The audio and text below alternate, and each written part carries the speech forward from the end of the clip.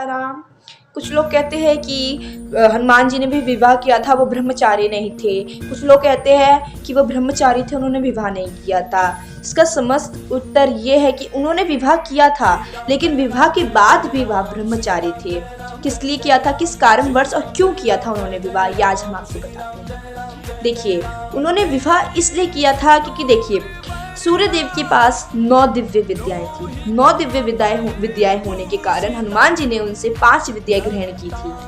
अब जब वो 4 विद्या और ग्रहण कर ही रहे थे तो सूर्यदेव के ऊपर एक कठिनाई आ गई, संकट आ गया, तो जिस कारणवश उन्होंने वो विद्या उनको दे नहीं पाई। तो हनुमान जी को वो विद्या तो चाहिए ही चाहिए थी। अब उनसे प्रार्थना की, पूछा कि इसका समाधान क्या है, तो उन्हें ये बताया कि आप विवाह कर लीजिए हनुमान जी, तो आपको मिल जाएंगे दिव्य शक्तियाँ, वो दिव्य ज्ञान। तो उन्होंने स्पष्ट मना कर दिया कि हम विवाह नहीं करेंगे, हम ब्रह्मचारी हैं।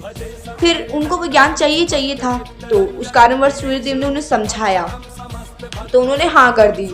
अब उनके योग के लिए कन्या ढूंढी गई, पर उनके योग को कोई नहीं मिली। तो सूर्यदेव की एक पुत्री थी सुरबचला, अब उससे विवाह के लिए बोला, तो सूर्यदेव ने बोला कि हाँ, आप इनसे विवाह कर लेंगे तो भी आप ब्रह्मचारी रहेंगे, क्योंकि सुरबचला का तेज आप ही सहन कर सकते हो, इस संसार में कोई और पुरुष नहीं कर सकता।